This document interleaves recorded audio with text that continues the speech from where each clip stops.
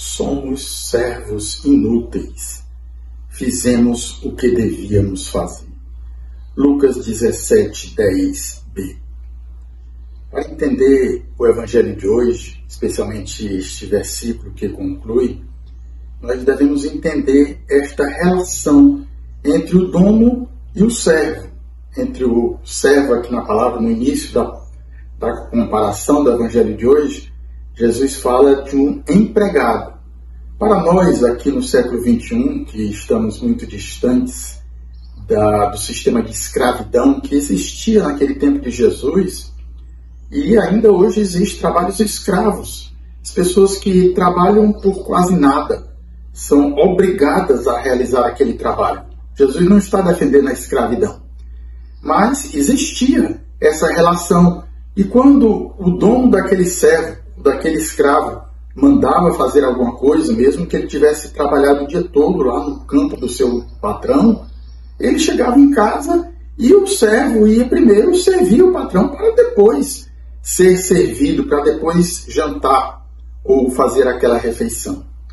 E aqui Jesus conclui então que depois de fazer tudo que ele devia fazer, o patrão estaria obrigado a agradecer de maneira alguma. Então, como é que a gente entende esta relação entre Deus, que é o nosso dono, que é o nosso patrão, em termos entre aspas, né? Porque ele é mais do que isso. E nós, que somos seus empregados, mais do que isso, somos servos, somos escravos.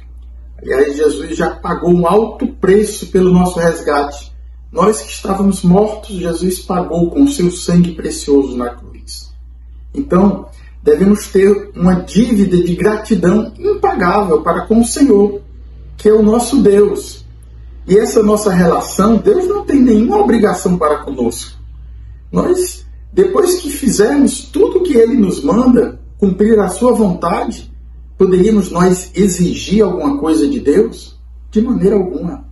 Nós não somos obrigados, Deus não é obrigado a nos dar nada, mas Ele nos dá muito mais do que nós pedimos ou precisamos, na sua generosidade, na sua misericórdia.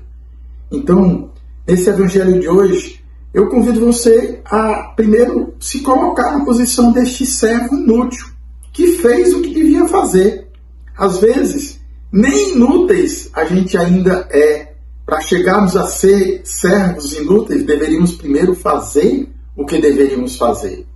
E quantas vezes nós não fazemos a vontade de Deus, o que Ele nos manda, o que Ele nos pede? Então, primeiro precisamos obedecer à voz de Deus, à voz do Senhor, que nos manda, que nos pede para cumprir a sua vontade.